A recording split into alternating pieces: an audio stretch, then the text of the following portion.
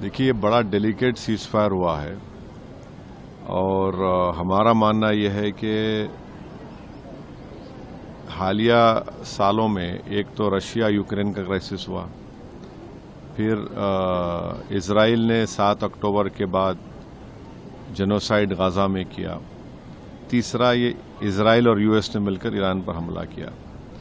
इन तीनों को आप देखेंगे तो भारत एक ग्लोबल साउथ की एक बहुत बड़ी आवाज़ है और भारत हमेशा सबसे ताल्लुकात अच्छे रखकर भी जहां पर अमन की बात आती थी वो एक तारीखी रोल हमने अदा करते आए हैं। मगर मैं फिर से इस बात को दोहरा रहा हूं कि प्रधानमंत्री का इजराइल का दौरा, उसका टाइमिंग बहुत गलत था। और चौथी बात यह है कि ये आप देख लीजिए कि इनको रिव्यू करना पड़ेगा। हम तो हमेशा इम्पार्शल रहे और हम में इतनी एबिलिटी थी कि हम दो मुमालिक अगर जंग कर रहे तो उनको बिठाकर हम बात कराते थे बगैर किसी का साइड लिए। तो ये हमको लगता है कि नरेंद्र मोदी की सरकार को ये स्टॉक टेकिंग करना पड़ेगा, रिव्यू करना पड़ेगा कि आखिर क्या वजह है कि एक पड़ोसी मुल्क जहां से हमेशा हमको तंग किया जाता है, टेररिस्ट को भिजाकर डिस्टेबलाइज करने के लिए, तो ये बहुत ज़रूरी है कि ये देखें भाई ये ईरान तो हमसे बड़ा करीब रहा है, ज़्यादा तो हमको तकलीफ हो रही है। स्ट्रेट ऑफ हॉर्मुज़ है, वहाँ से नहीं आ रहे हैं, गैस नहीं आ रहा हमारे पास। तो सीज़फायर हुआ है तो उम्मीद करते हैं कि जो एनर्जी क्राइसिस आज देश में है वो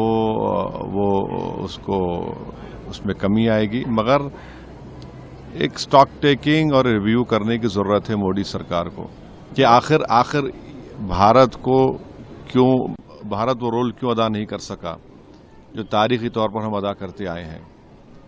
और प्रधानमंत्री क्यों गए इजराइल को, और जबकि नेतन्याहू को भारत आना था, वहां पर प्रधानमंत्री जाकर जो मैसेज गया है कि हम उनके साथ खड़े हैं। फिर बाद में हमला हुआ, उसके 5 दिन के बाद हम लोग कंडोलेंस दिए। तो ये सब चीज़ों का उम्मीद कर दे कि ये सरकार इसका रिव्यू करेगी, स्टॉक टेकिंग करेगी, आखिर ये क्यों हो रहा है। देखिए, अगर आप देश को बोलेंगे कि 3 घंटे की पिक्चर देख के खुश हो जाओ तो फिर ये तो फॉरेन पॉलिसी नहीं है। जो बीजेपी एक पिक्चर को प्रमोट कर रही है फॉरेन पॉलिसी के तौर पर, ये फॉरेन पॉलिसी होगी आपकी, ये आपकी इंटरनल सिक्योरिटी और एक्सटर्नल थ्रेट को रोकने की पॉलिसी। पिक्चर देखो और खुश हो जाओ। तो ये नहीं उसकी बात कर रहे हैं या बीजेपी? नहीं, अब अक्लमंद को इशारा काफी है। मैं ये कह रहा हूं कि ये रोल भारत को अदा करना चाहिए था और अब वक्त आ चुका है अब वक्त आ चुका है कि हम हमारे स्ट्रेटेजिक रिजर्व्स जो है, अगर आप रिजर्व्स मिला लिए ओएमसी के साथ मिलाए तो 70 दिन के हैं, मगर हमारे पास गैस के रिजर्व्स नहीं है। हमको गैस के रिजर्व्स क्रिएट करना पड़ेगा। अगर कल फिर से स्ट्रेट ऑफ हॉर्मुज़ बंद हो गया, बाब एल मंदेब बंद हो गया, या फिर कौन सा है स्ट्रेट ऑफ मलाका बंद हो गया, या सुइस कनाल बंद हो गया, तो हम क्या करेंगे। अब ये हाई टाइम है इस सरकार को कि वो इन चीज़ों को सामने रखकर फ्यूचर की प्लानिंग करे।